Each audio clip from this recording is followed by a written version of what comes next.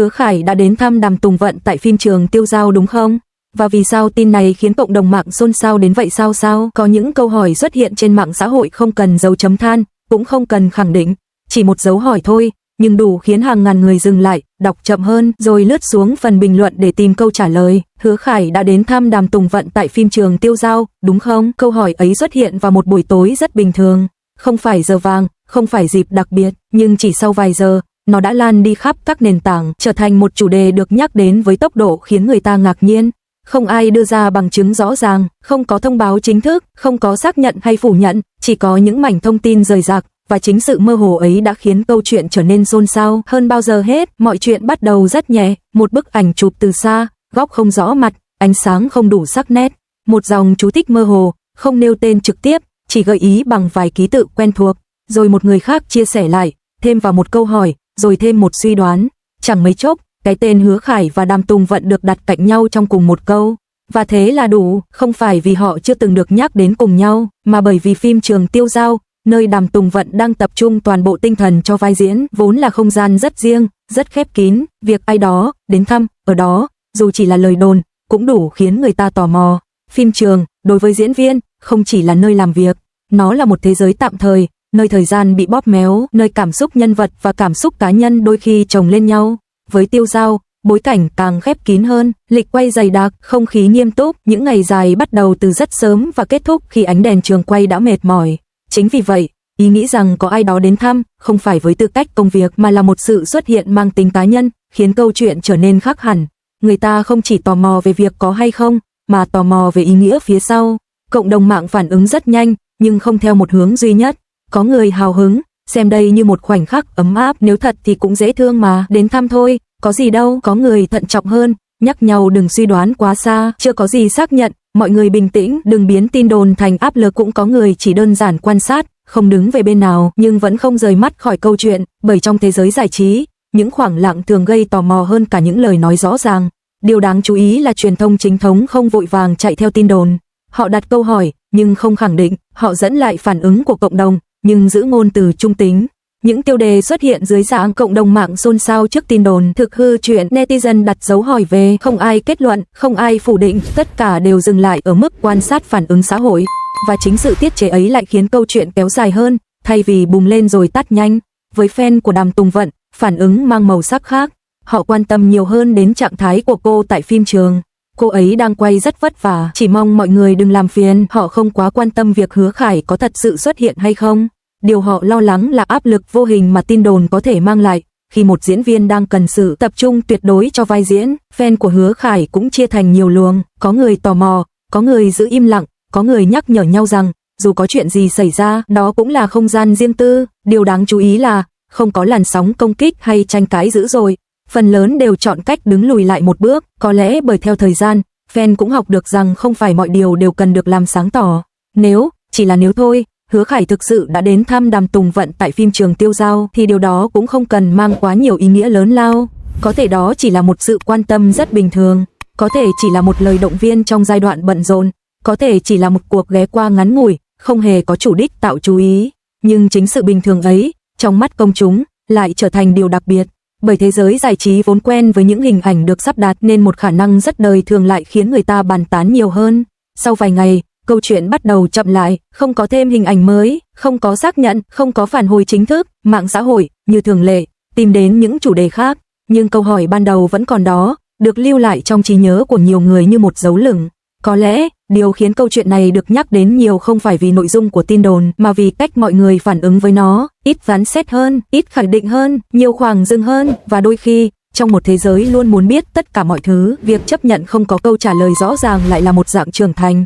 Hứa Khải có đến hay không? Đàm Tùng Vận có gặp hay không? Có lẽ, điều đó chỉ quan trọng với những người trong cuộc. Còn với phần còn lại, câu chuyện ấy đã hoàn thành vai trò của nó, như một khoảnh khắc khiến cộng đồng mạng chậm lại, suy nghĩ nhiều hơn, và rồi để mọi thứ trở về đúng nhịp yên tĩnh vốn có. Tin đồn đến với Đàm Tùng Vận không phải bằng một thông báo rõ ràng, mà bằng những ánh nhìn khác đi một chút, là khi cô vừa kết thúc một cảnh quay, bước xuống khỏi bối cảnh, nhận ra điện thoại rung nhiều hơn bình thường, là khi trợ lý ngập ngừng trước khi đưa máy cho cô, như thể đang cân nhắc xem có nên nói ra hay không. Cô nhìn lướt qua màn hình, không đọc kỹ, chỉ cần vài dòng đầu tiên là đủ để hiểu câu chuyện đang đi theo hướng nào. Trong khoảnh khắc ấy, Đàm Tùng Vận không thấy hoảng loạn, cũng không thấy bức xúc, cảm giác đầu tiên đến với cô là một sự chững lại rất khẽ, giống như khi đang đi nhanh thì bất ngờ phải dừng lại trước một ngã rẽ không báo trước. Cô đứng yên một lúc, để âm thanh của phim trường bao quanh mình, tiếng đạo diễn trao đổi, tiếng bước chân vội vã, tiếng gọi nhau chuẩn bị cảnh tiếp theo. Cuộc sống vẫn đang diễn ra, rất thực, rất gần, nhưng ở đâu đó, một lớp không khí khác đã xuất hiện, lớp không khí của sự chú ý. Đàm Tùng Vận hiểu cảm giác này, không phải lần đầu, nhưng mỗi lần đối diện, nó vẫn mang theo một chút mệt mỏi quen thuộc. Không phải vì sợ bị hiểu lầm, mà vì cô biết rằng mọi sự suy đoán, dù vô tình hay thiện ý, đều có thể làm xao động sự tập trung mà cô đang cố giữ gìn. Cô nghĩ đến vai diễn trong Tiêu Dao, nhân vật của cô đang ở một đoạn rất quan trọng, cần sự liền mạch cảm xúc, cần sự chìm sâu. Cô sợ nhất không phải là tin đồn lan xa, mà là việc nó kéo cô ra khỏi trạng thái cần thiết cho nhân vật. Có một thoáng suy nghĩ rất đời thường lướt qua, giá như mọi thứ có thể đơn giản hơn, đơn giản như việc đến phim trường chỉ để diễn, đơn giản như việc kết thúc một ngày quay mà không cần phải giải thích điều gì. Nhưng rồi, rất nhanh, cô hít một hơi thật sâu, không phải để trấn an người khác, mà để trấn an chính mình. Cô nhắc mình rằng, điều cô có thể kiểm soát không phải là lời đồn, mà là cách cô tiếp tục làm việc. Cô đặt điện thoại xuống, không trả lời, không đọc thêm, không phản ứng. Khi bước trở lại bối cảnh, đứng trước ống kính, Đàm Tùng Vận cảm thấy một điều rất rõ, chỉ khi nhập vai, thế giới bên ngoài mới tạm thời im lặng. Ánh mắt cô thay đổi, giọng nói khác đi, mọi thứ trở lại đúng quỹ đạo. Có lẽ, trong sâu thẳm, cô đã quen với việc để thời gian tự trả lời những điều mà lời nói không cần thiết. Cô tin rằng, nếu một tin đồn không được nuôi dưỡng, nó sẽ tự tan đi. Và nếu một công việc được làm đủ tốt, nó sẽ tự lên tiếng. Khi cảnh quay kết thúc, đạo diễn hô, cắt, Đàm Tùng Vận khẽ thở ra. Không phải vì căng thẳng, mà vì cô đã giữ được điều quan trọng nhất, sự tập trung. Tin đồn vẫn còn đó, ở ngoài phim trường, nhưng bên trong, cô chọn ở lại với nhân vật, với công việc, với sự yên tĩnh mà cô cần. Và đôi khi, đó chính là cách đối diện mạnh mẽ nhất. Hứa Khải biết đến tin đồn không phải qua mạng xã hội mà qua một câu nói rất ngắn của người bên cạnh, không ai nói nhiều, chỉ một câu gợi ý, đủ để anh hiểu câu chuyện đang được bàn tán theo hướng nào. Anh không lập tức phản ứng, không hỏi thêm, không cầm điện thoại lên kiểm tra ngay. Khoảnh khắc đầu tiên đến với anh là sự im lặng, một khoảng im lặng rất quen, rất bản năng, như thể anh cần vài giây để đặt mọi thứ về đúng vị trí trong đầu mình. Anh hiểu rõ cơ chế của những tin đồn như thế, chúng không cần sự thật trọn vẹn, chúng chỉ cần một mảnh ghép vừa đủ để người khác tự nối phần còn lại. Và càng ít thông tin, trí tưởng tượng của đám đông càng hoạt động mạnh mẽ. Điều khiến anh dừng lại không phải là nỗi lo cho bản thân, mà là suy nghĩ về người khác. Anh nghĩ đến Đàm Tùng Vận đang ở phim trường, một không gian đòi hỏi sự tập trung cao độ, nơi cảm xúc cá nhân rất dễ bị kéo lệch chỉ bởi một yếu tố bên ngoài. Có một thoáng do dự rất nhỏ, mình có nên nói gì đó không? Nhưng rồi anh nhanh chóng hiểu rằng, nói gì lúc này cũng có thể khiến câu chuyện đi xa hơn. Trong thế giới của tin đồn, phản ứng đôi khi chính là chất xúc tác mạnh nhất. Hứa Khải chọn cách không để cảm xúc dẫn đường, không phải vì anh thờ ơ, mà vì anh hiểu rằng sự điềm tĩnh cũng là một dạng bảo vệ. Anh lướt qua vài dòng tin, rất nhanh, không đọc bình luận, không tìm kiếm thêm. Anh không muốn để những suy đoán bên ngoài chen vào nhịp suy nghĩ của mình. Có những lúc, biết đủ là đủ. Trong lòng anh có một cảm giác rất rõ ràng, mệt mỏi, nhưng không bất ngờ. Tin đồn là thứ luôn song hành với sự chú ý, điều quan trọng là mình để nó ảnh hưởng đến đâu. Anh tự nhắc mình rằng, những gì đang diễn ra trên mạng chỉ là một lát cắt rất nhỏ và thường không phản ánh trọn vẹn thực tế. Điều anh cần làm không phải là giải thích mà là giữ vững ranh giới của mình giữa đời sống riêng tư và không gian công khai. Có lẽ, sâu trong suy nghĩ, anh tin rằng nếu mọi thứ đủ trong sáng thì sự im lặng đúng lúc sẽ nói thay rất nhiều lời. Hứa Khải không nghĩ đến việc làm rõ, anh nghĩ đến việc để thời gian tự sắp xếp lại mọi thứ. Tin đồn, nếu không được nuôi dưỡng, sẽ tự mờ đi. Còn những điều thật sự quan trọng, nếu đủ bền, sẽ không bị ảnh hưởng bởi những làn sóng nhất thời. Khi anh tiếp tục công việc của mình, cảm giác ban đầu dần lắng xuống. Không phải vì tin đồn biến mất, mà vì anh đã chọn không mang nó theo. Ở đâu đó, trong cùng một thành phố, có thể có một phim trường đang rất bận rộn. Anh không cần phải xuất hiện ở đó, cũng không cần phải nói gì thêm. Chỉ cần biết rằng, mỗi người đang làm tốt phần việc của mình, thế là đủ. Và có lẽ, đó chính là cách Hứa Khải đối diện với tin đồn, không chống lại, không chạy theo, chỉ lặng lẽ bước tiếp, rất vững. Sự xôn xao trên mạng không ập vào phim trường một cách ồn ào như người ta tưởng. Nó đến rất chậm, len lỏi qua những cuộc trò chuyện nhỏ, những ánh mắt trao nhau vội vàng, những cái nhìn dừng lại lâu hơn bình thường rồi lại nhanh chóng quay đi. Ban đầu, đoàn phim gần như không ai nhắc trực tiếp, ai cũng hiểu, ở phim trường, điều quan trọng nhất vẫn là tiến độ, là ánh đèn, là từng cảnh quay đang chờ được hoàn thành, nhưng dù không nói ra, bầu không khí vẫn có một sự thay đổi rất tinh tế, không căng thẳng, chỉ là cẩn trọng hơn. Đạo diễn là người đầu tiên lên tiếng, nhưng không phải bằng một cuộc họp lớn. Chỉ là vài câu nhắc nhẹ trước giờ quay, chúng ta cứ làm đúng việc của mình, ngoài kia thế nào, để ngoài kia tự xử lý. Câu nói ngắn, nhưng đủ để mọi người hiểu rằng, đoàn phim chọn cách không khuấy động thêm. Không ai yêu cầu che giấu, cũng không ai khuyến khích bàn tán.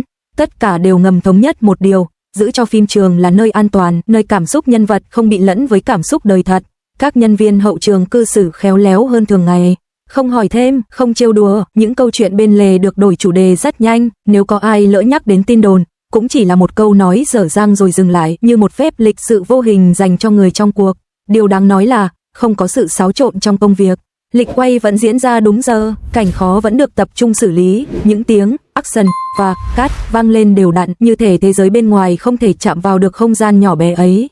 Với Đàm Tùng Vận, đoàn phim dành cho cô sự tôn trọng rất rõ ràng, không ai tỏ ra tò mò quá mức, những lời động viên, nếu có, đều rất kín đáo, một chai nước được đặt sẵn, một lời nhắc nghỉ ngơi đúng lúc, một ánh mắt hiểu ngầm rằng, cứ yên tâm diễn, mọi thứ khác không cần lo. Có lẽ, chính sự chuyên nghiệp ấy đã khiến tin đồn dù ồn ào đến đâu cũng không thể len sâu vào phim trường. Ở đây, mọi người quen với ánh đèn, với dư luận, với những đợt sóng đến rồi đi.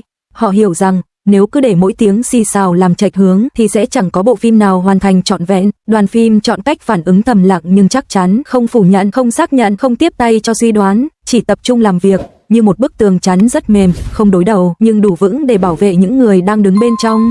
Và khi một ngày quay kết thúc, mọi người thu dọn đạo cụ, tắt đèn, rời phim trường như thường lệ. Sự xôn xao vẫn còn đó, ngoài cổng, trên mạng, trong những dòng chữ chạy không ngừng. Nhưng bên trong, nơi câu chuyện thật sự được kể bằng hình ảnh và cảm xúc, mọi thứ vẫn nguyên vẹn. Rồi đến một ngày, sự xôn xao không còn là chủ đề chính nữa. Những dòng tin mới xuất hiện, những câu chuyện khác chen vào, và vòng quay của mạng xã hội tiếp tục chuyển động như vốn dĩ vẫn thế. Điều từng khiến người ta bàn tán sôi nổi cuối cùng cũng chỉ còn lại vài dấu vết mờ nhạt trong trí nhớ. Phim trường Tiêu Dao trở lại nhịp điệu quen thuộc, ánh đèn bật lên đúng giờ, cảnh quay nối tiếp cảnh quay, những cuộc trò chuyện xoay quanh kịch bản, góc máy, cảm xúc nhân vật, không còn ai nhắc đến những suy đoán đã từng làm cả cộng đồng xôn xao. Đàm Tùng Vận đứng giữa phim trường, tập trung hoàn toàn vào vai diễn. Những cảm xúc từng bị khuấy động dần lắng xuống, nhường chỗ cho sự chuyên tâm rất thuần khiết của một diễn viên đang sống trọn vẹn với công việc của mình. Cô hiểu rằng, chỉ khi làm tốt hiện tại, mọi thứ khác mới tự tìm được vị trí phù hợp. Ở một nơi khác, Hứa Khải tiếp tục lịch trình của riêng mình.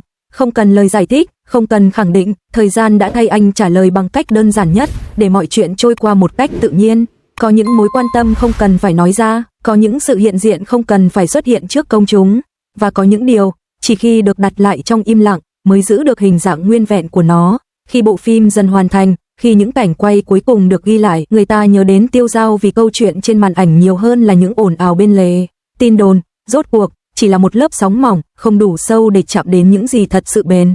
Và như thế, mọi thứ khép lại rất nhẹ, không cao trào, không lời kết luận rõ ràng, chỉ còn lại những con người tiếp tục bước đi trên con đường của mình, mang theo sự điềm tĩnh đã được tôi luyện qua thời gian. Ở nơi ấy, sau tất cả, sự bình yên vẫn là điều ở lại lâu nhất.